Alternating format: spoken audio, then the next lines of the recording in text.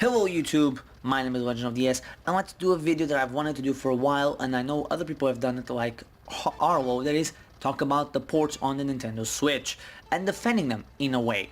Now, the Xbox One and the PS4 got criticized heavily from having ports, a lot of ports earlier in their life cycles, and now the Switch is getting quote-unquote a free pass from Nintendo fans. While I, for example, will defend the need for ports in certain circumstances. So let's start off with why defend them on the Nintendo Switch, even for games that sold well like Mario Kart 8 Deluxe. Well, first things first, it's good to remember the Wii U did not sell well. So a game like Mario Kart 8 sold 8 million. Congratulations, you sold 8 million, but it's not your full potential. It's so much so it's not its full potential that Mario Kart 8 Deluxe has already 7.3 million units sold or shipped by the end of December 2017. Another reason, obviously, is the added portability. Say what you want about the Nintendo Switch, having ports or it being portable, it's a great thing. I rarely use my Nintendo Switch as a portable, but when New Year's Eve came around and after spending 8 hours of work, before actually my day of work started, I told my brother, hey, before we go on to have dinner with our mom, bring in, take my Switch. I'll leave the Switch with you, and you take it, and then then obviously we'll play it.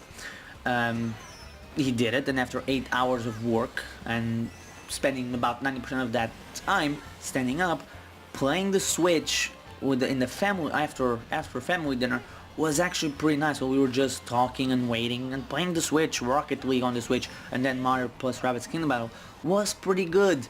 Not only that, another thing is, well, defending for the Switch about from portability, it's another thing, it's third parties. There are third parties that the games that haven't been on Switch, for example, Rocket League and Minecraft and Stardew Valley, they're games that have been being kept updated, so having another version makes sense. Then we have third parties like Skyrim by Bethesda, with Skyrim and Doom and Wolfenstein. Like, when was the last time Bethesda was on a Nintendo system?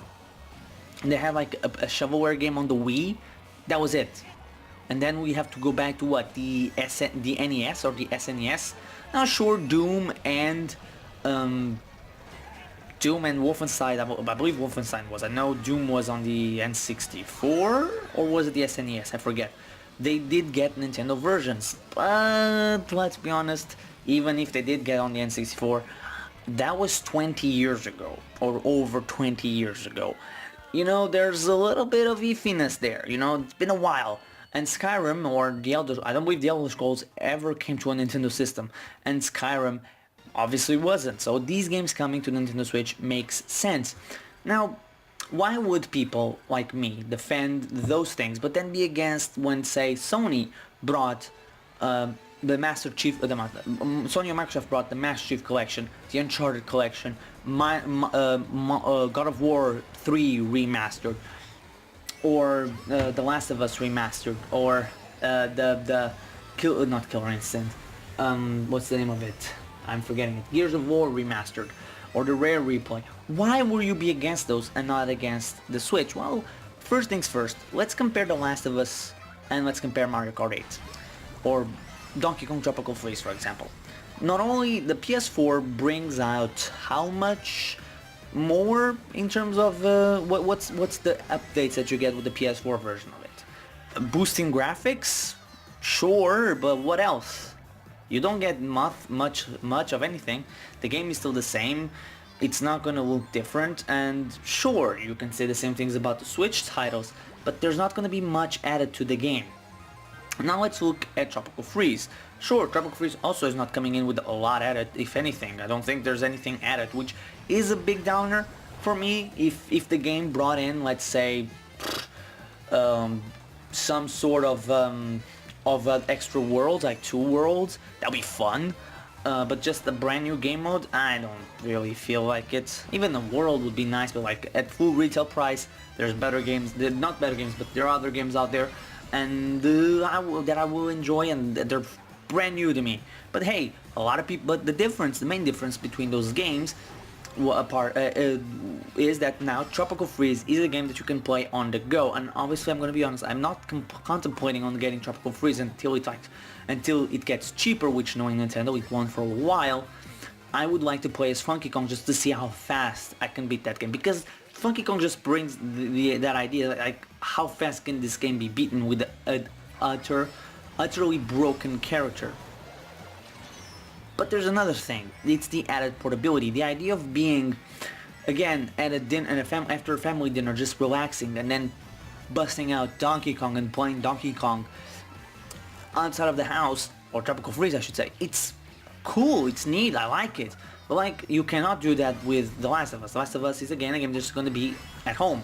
Now you add in like games like Mario Kart and Hyrule Warriors that are much more in line with The Last of Us, because The Last of Us came with the DLC, if I'm not mistaken. So do these games. For me, a guy like me, I played Mario Kart 8 to death, and I played the DLC, but I had Hyrule Warriors. I beat the story, I did a lot of the adventure map, I never completed the adventure map, but I never got the DLC. And I never got the 3DS version, and its DLC. So to me, Hyrule Warriors Definitive Edition is almost a sequel to Hyrule Warriors. Sure, I played it on Wii U, but I didn't play the extra modes from the 3DS, I didn't play the extra maps from the 3DS, I didn't play the extra content of the 3DS. So that's a definite bonus, and obviously that's going to be also a bonus for the people who would like The Last of Us. That's the only major adages that The Last of Us did have for the PS4, that it came with the DLC. But again, add in portability and we're golden. Or not even just that. Like you could do it on the Switch, on the Wii U, of being away from the TV and grinding. But now we can do it on a screen that actually is good and has good battery. Because after a while, the Wii U controller's battery was not that good. We also had to be more tethered to the television or to the Wii U. Now we don't. I could be on the toilet taking a massive number 2 and be playing Hyrule Warriors, grinding out some levels in Hyrule Warriors. You know, that's cool, that's neat. Obviously, what I just said here sounds like the ramblings of a madman. Probably it is. I mean, I'm a man, and I am quite mad sometimes. But here's the thing, that's the fun thing about the Switch, is that sure, other consoles got ports and they got lambasted for it. In some cases, they got lambasted right. Because, come on, porting games over from your console that sold 80 million plus to your new console, why? It's to fill empty spots. Now sure, you could say Nintendo is also doing that, but there's a difference between filling out spots with games that did not achieve their full potential. You know, heck, Sony porting video games to the Switch, to the PS4, it's a great idea. Why? The Vita did not sell well, and there are games that were legitimately trapped in the system, because the system was, like the Wii U, a failure. Heck, the Switch by the end of this year would have outsold the Vita as well. By the end of, not this year, by the end of the financial year. So in 2 months' time. Or a year, yeah, 2 months, we can say 2 months. But yeah, this is why I will defend Nintendo sports, and defend and most quote unquote attack Sony because of it.